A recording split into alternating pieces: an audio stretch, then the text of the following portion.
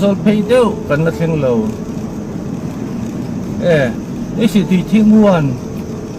tu ma chuan la si an mu ve na thina lia lai hi si tui thiang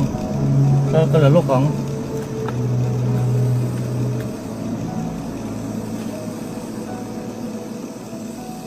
e si tui thiang la si mu na thina ni